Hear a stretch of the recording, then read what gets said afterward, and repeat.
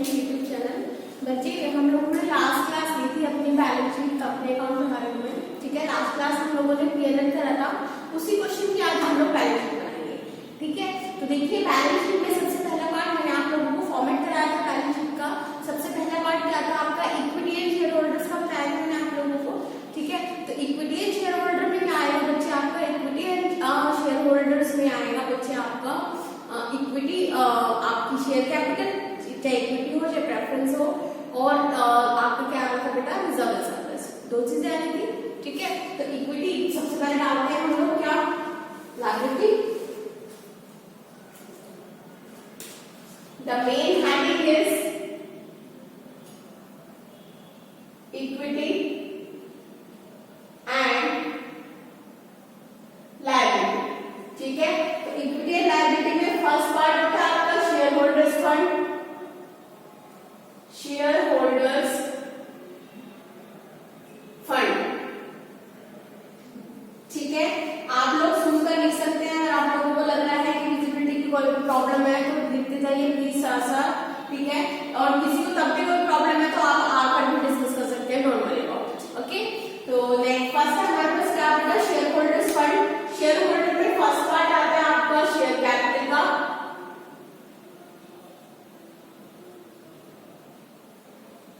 और next part आता है आपका रिजर्व एंड सरप्लस का,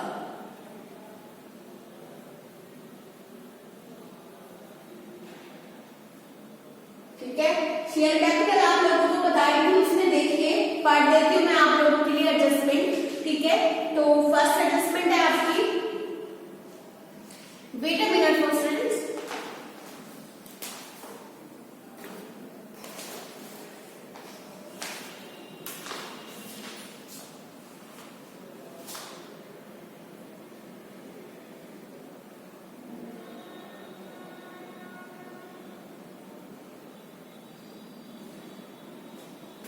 चलिए मैं पढ़ देती हूँ आपके लिए।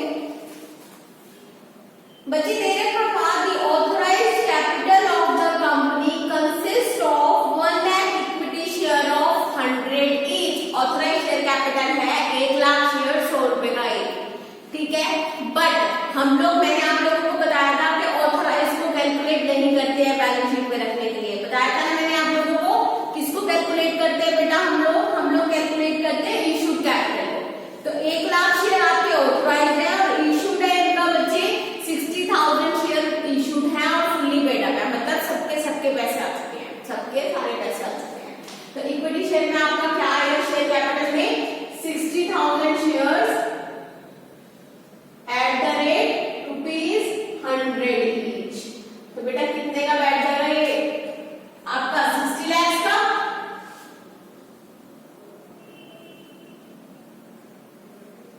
क्लियर।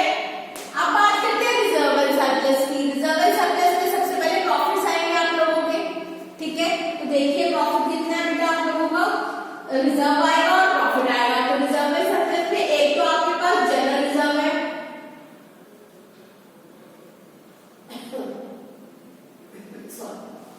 जनरल रिजर्व है बच्चे आपका 2 लाख का, ओके। उसके बाद बच्चे आपका है प्रॉफिट ऐड होगा, इसमें प्रॉफिट है आप लोगों का कितने का दे रखा था, 17,25,000।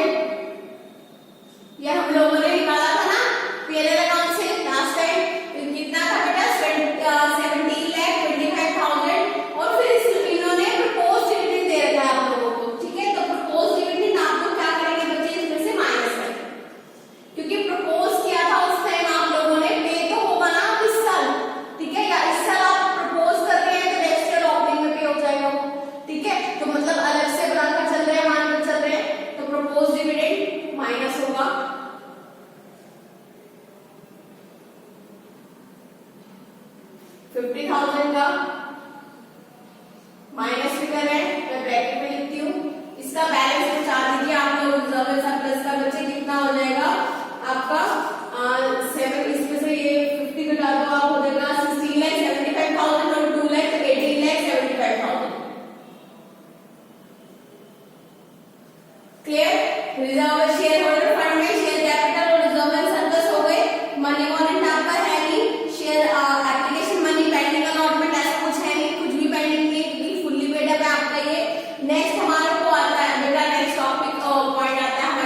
Non current liabilities. कौन सी होती है नॉन करंट? जो करंट नहीं होती। तो जो करंट नहीं होती तो बेटा वो क्या कहलाती है? फिक्स लायबिलिटीज कहलाती है। क्या कहलाती है? फिक्स लायबिलिटीज कहलाती है। तो फिक्स लायबिलिटी में आप लोगों के पास क्या क्या था बेटा? डिवेंचर थे, है ना, डिवेंचर आते हैं लॉन्ग टर्म लायबिलिटी में, ठीक है। तो एक तो डिवेंचर आ जाएंगे और एक आपका बैंक लोन दे रखा है ना, तो ये दो चीजें आ जाएंगी आपकी, ठीक है। एक तो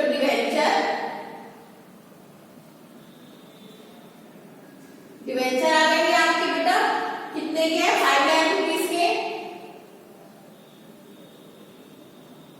और एक बैंक लोन है अनसिक्योर्ड लिखा है इसके साथ 2 लाख।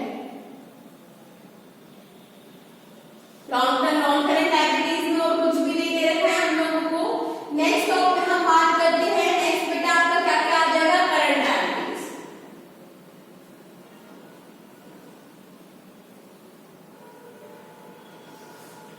मुझे लगता नहीं है क्वेश्चन पूरा आ जाएगा, देखते हैं, चलो ऊपर से थोड़ा रब करेंगे, ठीक है। नेक्स्ट आपका क्या है बेटा? Current liabilities. थोड़ा रब कर देती हूँ, इसके बाद हम दोबारा देखते हैं इसे, थोड़ा ऊपर लिख देती हूँ, ठीक है, जिससे कि हमारा क्वेश्चन थोड़ा सा तो कवर अप हो जाए, ठीक है। कोई चीज अगर रहती है तो फिर देखते हैं। ओके, दोबारा लिखती हूँ मैं। Bank loan unsecured, that is 2 lakhs. Third point is current liabilities. क्या क्या आता है करंट लायबिलिटीज में? क्या क्या आता है? कोई शॉर्ट टर्म लोन हुआ, आपका क्रेडिटर्स हो गए आपके, और आपका क्या क्या था बच्चे? कोई आउटस्टैंडिंग एक्सपेंस है, ठीक है, ट्रेड पेबल्स है, क्रेडिटर्स है, बैंक बॉडीज है, इस तरह की चीजें आ जाएंगी। तो देख लीजिए जरा, आप लोगों को दे रखा था इस तरह का कुछ, देखिए डेप्रिसिएशन, ये तो आपका एसेट साइड में आएगा। टैक्स का प्रोविजन हम डाल चुके हैं, प्रोपोज डिविडेंड 50,000 का हम डाल चुके हैं। प्रीपेड एक्सपेंसेस हमारी एसेट होती है, ठीक है। अनक्लेम डिविडेंड भी हम लोग बेटा किसमें लिखेंगे? अनक्लेम डिविडेंड आपका इसमें आएगा शॉर्ट टर्म लायबिलिटीज में, ठीक है। अनक्लेम डिविडेंड है जो लोगों ने अभी तक अपना क्लेम नहीं किया है, लिया नहीं है आपसे, तो कभी भी मांग सकते हैं। तो आप उसको ये तो मानेंगे कि लॉन्ग टर्म में भाई 2, 4, 5 सालों में लोग हमसे मांगेंगे, नहीं, किसी भी टाइम आकर अपना डिविडेंड हमारे जो डिवेंचर होल्डर हैं वो अपना डिविडेंड मांग सकते हैं किसी भी टाइम, ठीक है। तो अभी तक जो रखा हुआ है आपके पास वो आपका बेटा क्या बनेगा? करंट लायबिलिटीज बनेगी, ठीक है। तो अनक्लेम डिविडेंड आप लोगों को दे रखा है, ठीक है। तो चलिए ट्रेड पेबल्स लिखते हैं। फर्स्ट शॉर्ट टर्म बोरिंग्स,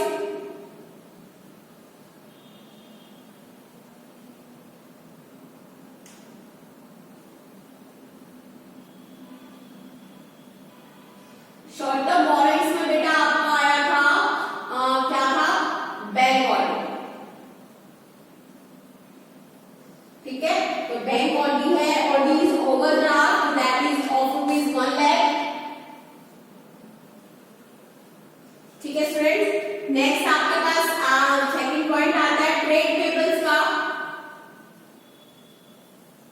इसमें बिल पेबल्स तो है नहीं, ठीक है, बिल पेबल्स नहीं है आपके पास, क्रेडिटर्स हैं। तो क्रेडिटर्स है आपके पास, क्रेडिटर्स बेटा 1,50,000 के, 1,50,000 के ट्रेड पेबल्स हैं। इसके बाद हम लोग करंट लायबिलिटीज की बात करते हैं। सेकंड पॉइंट था third, other current liabilities. Other current liabilities में हमारे पास आउटस्टैंडिंग एक्सपेंसेस हैं कुछ, और हमारा अनक्लेम्ड डिविडेंड है, ठीक है। तो लिख दीजिए आउटस्टैंडिंग एक्सपेंसेस। चलिए, outstanding expenses that is of ₹20,000 and unclaimed dividend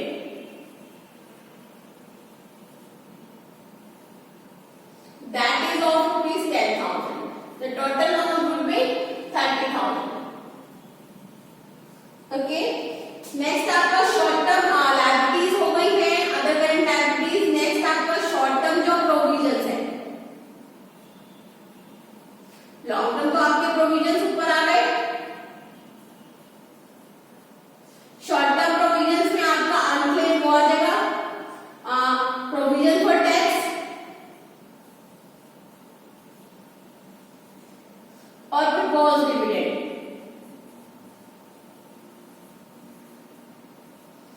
ठीक है, तो प्रोविजन फॉर टैक्स आपने बनाया है 2 लाख का और proposed dividend 50,000 and the total is 2,50,000. Balance sheet में लायबिलिटीज का पार्ट आपका खत्म हो चुका है, इसका टोटल कीजिए, दैट इज 91,05,000 रुपीज। 91,05,000। बेटा ये सिर्फ इक्विटी एंड लायबिलिटी है, ठीक है। एक बार फिर दिखा देती हूँ मैं आप लोगों को, equity and liability share holder fund में आप लोगों को शेयर कैपिटल लेनी है, कौन सी लेनी है, इश्यूड वाली, ठीक है। 60,000 share at the rate ₹100 each है। इसके बाद हम लोग लेते हैं reserve and surplus. Reserve and surplus में आप लोगों के जितने भी रिजर्व्स आते हैं, जनरल रिजर्व है, सिक्योरिटी प्रीमियम रिजर्व है, कैपिटल रिजर्व है, डिबेंचर रिडम्पशन रिजर्व है, प्रेफरेंस रिडम्पशन रिजर्व है, जितने भी रिजर्व है वो सारे के सारे आ जाएंगे। फिलहाल हमारे पास सिर्फ जनरल रिजर्व दे रखा था। नेक्स्ट आपका प्रॉफिट जो भी है ईयर का वो ऐड हो जाएगा और जो भी आपने प्रपोज्ड डिविडेंड वगैरह आपके अज्यूम कर रखे हैं वो आपके क्या हो जाएंगे बेटा, लेस हो जाएंगे, ठीक है। तो ये अमाउंट पहुंचा दिया हम लोगों ने। Next other non current liability start होता है। इसके बाद non current liabilities, fixed liability, सबसे पहले इसमें डिवेंचर्स आते हैं, लॉन्ग टर्म लोन्स आते हैं, डिवेंचर्स आते हैं, ठीक है। तो बैंक लोन है और आपका डिवेंचर, दोनों चीजें आ गई। अब करंट लायबिलिटी में फर्स्ट होता है शॉर्ट टर्म बोरोइंग्स। बोरोइंग्स आपकी बैंक ओवरड्राफ्ट दे रखा है इसमें। ट्रेड पेबल्स में आपका क्रेडिटर्स और बिल पेबल्स आ जाते हैं। नेक्स्ट अदर करंट लायबिलिटी में कोई आउटस्टैंडिंग एक्सपेंस है तो वो आ जाता है, तो आउटस्टैंडिंग एक्सपेंस और अनक्लेम्ड डिविडेंड आ गया आपका। शॉर्ट टर्म प्रोविजन में प्रोविजन फॉर टैक्स और प्रपोज्ड डिविडेंड, कि भाई प्रपोज किया है आपने इस साल इतना डिविडेंड क्लियर किया है तो आपको वो बेटा क्या करना पड़ेगा, आपको वो पे करना पड़ेगा, ठीक है। और नेक्स्ट जो प्रोविजन फॉर टैक्स है तो बेटा जितनी भी टैक्स की लायबिलिटी होगी वो उसमें से पे की जाएगी, ठीक है। और हर साल राइज होती है टैक्स लायबिलिटी तो आप उसको किसमें रखते हैं बेटा, शॉर्ट टर्म लायबिलिटीज में। ये सिर्फ हमारा लायबिलिटी का पार्ट पूरा हो चुका है, ठीक है। एसेट करा रही हूँ, इसका स्क्रीनशॉट ले लीजिए, फिर मैं इरेज करती हूँ, ओके। ले लीजिए 2 मिनट स्क्रीनशॉट, फिर मैं इसे इरेज करती हूँ। फिर हम लोग बात करेंगे इसी के नीचे बना रही हूँ बेटा मैं एसेट्स, ठीक है। ये मैं फिलहाल रब कर रही हूँ, आप लोगों को इसी के नीचे कैरी ऑन करना है अपनी एसेट्स को, ओके। तो ये टोटल हो गया, मैंने यहाँ पर डबल लाइंस लगाई है सो दैट ये टोटल आपका नीचे नहीं होगा, ठीक है। डबल लाइंस का मतलब क्लोजिंग हो, ओके। कर दो इरेज, देख लीजिए।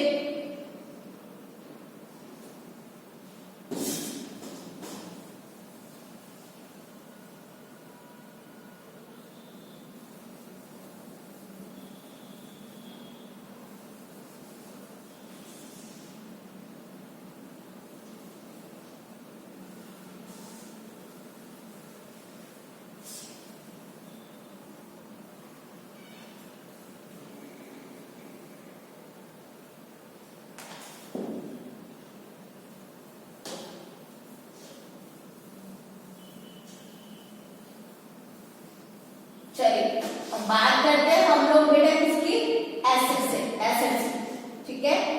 तो एसेट्स में हम लोगों को सबसे पहले किससे स्टार्ट होती है, एसेट्स, नॉन करेंट एसेट से एसेट्स, ठीक है। तो फर्स्ट आता है आपका non current assets,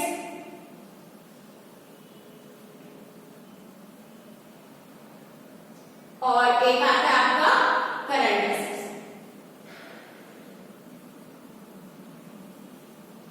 non current and current assets, okay. तो नॉन करंट एसेट में आप लोगों की क्या आती है बेटा, फिक्स एसेट आती है, टेंजिबल इंटेंजिबल एसेट्स आती है। तो टेंजिबल एसेट्स में आप लोगों का क्या आ जाएगा, मशीनरीज, प्लांट्स, है ना, जितनी भी ये सब चीज, फर्नीचर, फिक्सचर्स, ठीक है। ये सब चीजें किसमें आएंगी, आपकी टेंजिबल एसेट्स में। और जितने भी गुडविल, पेटेंट्स, कॉपीराइट्स, ये सब चीजें हैं आप लोगों की फिक्स एसेट में, वो आपको किसमें आती है बेटा, इंटेंजिबल एसेट्स में। ठीक है, पोस्ट करूं देख, ठीक है। तो नॉन करेंट अभी फिलहाल इसमें हम डोल लेते हैं, देखेंगे कितना नीचे आएगा, क्योंकि आपका लॉन्ग होने वाला है थोड़ा सा। ठीक है, तो इसमें फर्स्ट पार्ट है आपका टेंजिबल एसेट्स। टेंजिबल एसेट्स में बेटा आपका पार्ट आ जाएगा बिल्डिंग मशीनरी,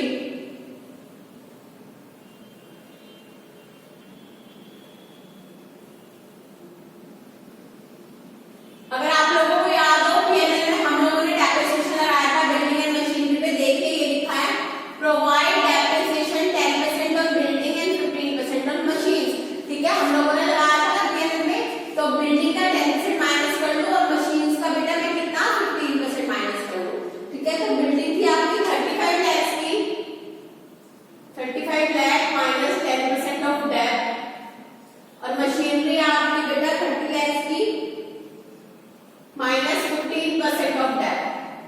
ठीक है, टोटल अमाउंट आपका बच्चे पहुंच जाएगा ये 31 लाख 50,000, और ये अमाउंट हो जाएगा आपका 25 लाख 50,000। हो गई टेंजिबल एसेट्स आपकी। नेक्स्ट बात करते हैं इंटेंजिबल एसेट्स की।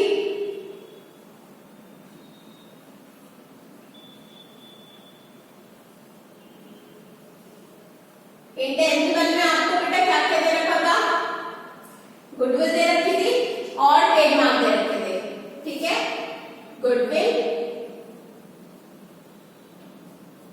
ट्रेडमार्क्स। वैसे मैंने आप लोगों को बताया है टेंजिबल इंटेंजिबल एसेट्स, अगर फिर भी किसी को प्रॉब्लम हो तो मुझे कमेंट बॉक्स में बता सकते हैं, किसी को डेफिनेशन में कोई दिक्कत हो टेंजिबल इंटेंजिबल की, या फिर आप लोगों को नहीं पता है।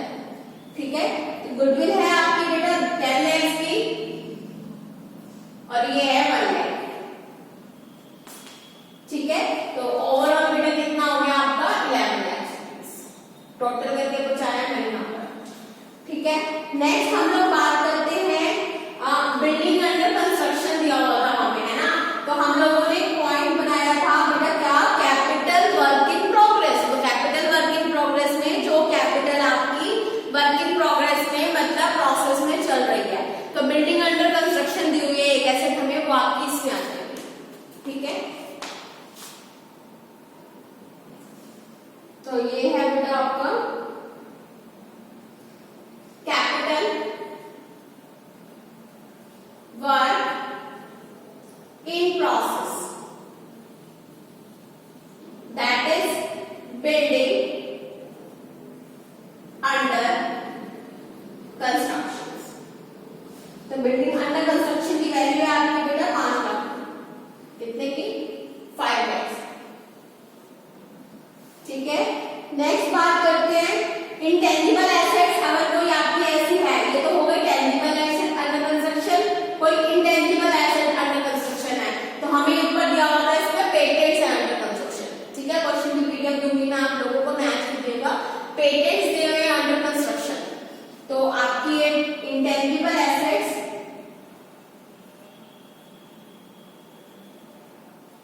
अंडर कंस्ट्रक्शन, तो इसमें आपको दिया हुआ बच्चे पेटेंट्स अंडर कंस्ट्रक्शन।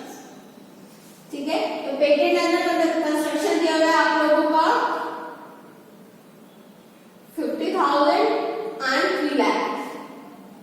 एक तो 50,000 की दी हुई है इंटेंजिबल एसेट अंडर कंस्ट्रक्शन, और 3 लाख की दी हुई है, 2 एसेट्स दी हुई है आप लोगों को। ठीक है, चलिए नेक्स्ट आपका क्या आता है बेटा, नॉन करेंट इन्वेस्टमेंट आता है, तो इन्वेस्टमेंट इनकी कुछ है नहीं। ठीक है, फिर आपका लॉन्ग टर्म एडवांसेस आते हैं, तो सिक्योरिटी डिपॉजिट दी हुई है हमें सप्लायर ने 2 लाख रुपीस की। ठीक है,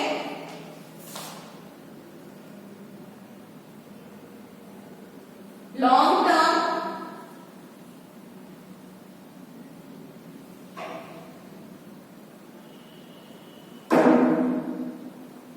long term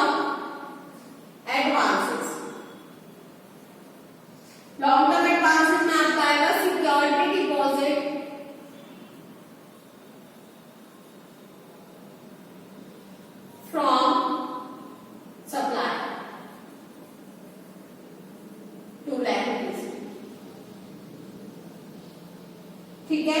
नेक्स्ट पार्ट हमारा और कोई करंट एसेट आपका करंट नॉन करंट कोई भी एसेट बची नहीं है, ठीक है।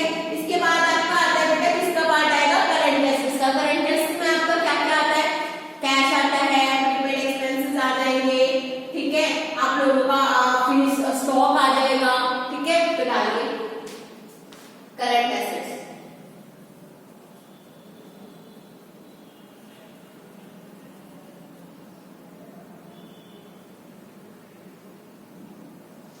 ठीक है। तो इसमें है आपका करंट इन्वेस्टमेंट,